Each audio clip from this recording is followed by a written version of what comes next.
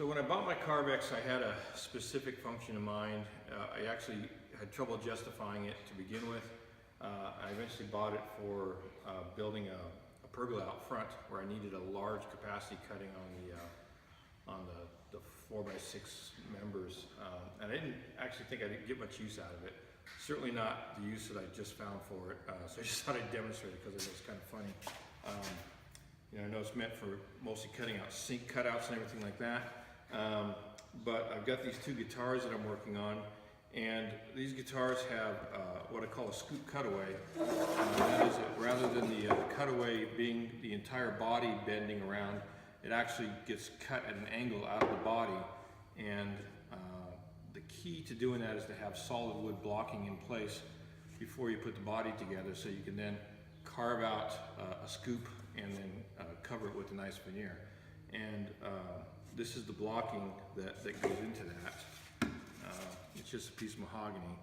And the first time I did it, you want it actually tapered at the bottom to make it as light as possible. So I actually pre-tapered the piece on the bandsaw and cut this profile. And the problem is that once you do that, there's no way to clamp it. It's coming in at an angle and everything, and I actually ended up having to epoxy it in place last time and hold it for 5 minutes while the epoxy sat.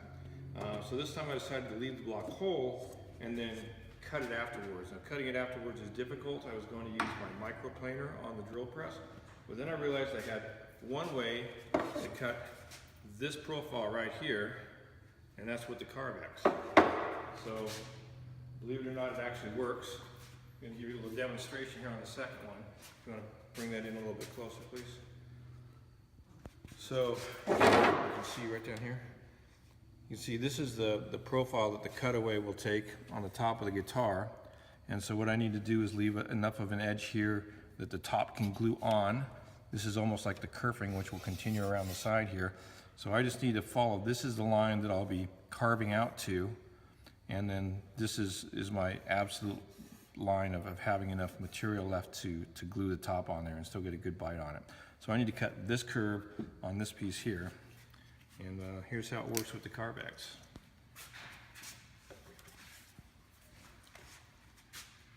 I've got the guitar in its body mold here to hold it down and clamp it down so it doesn't vibrate on me.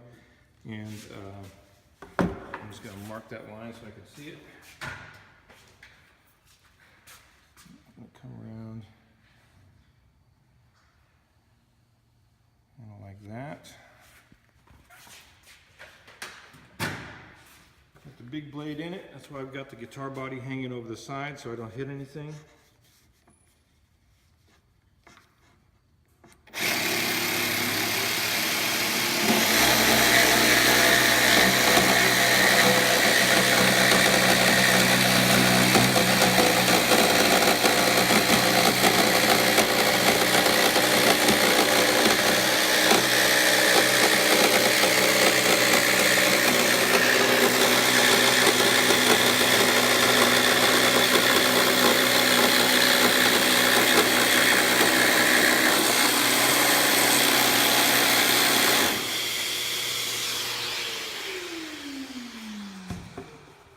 Now the clamp kind of got in my way a little bit. Move this back here. I'll make a second cut just so I can get that a little bit tighter.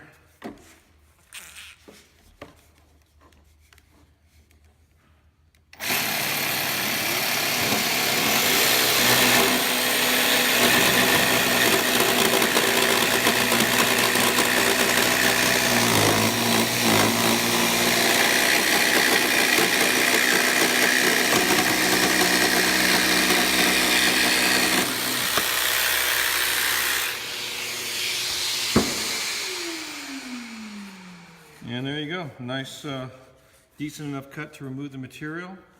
And now I can go in with a microplane and bevel it down at the angle there, and that lightens it up quite a bit. And that's what you end up with, is that cut right there. Thanks for watching.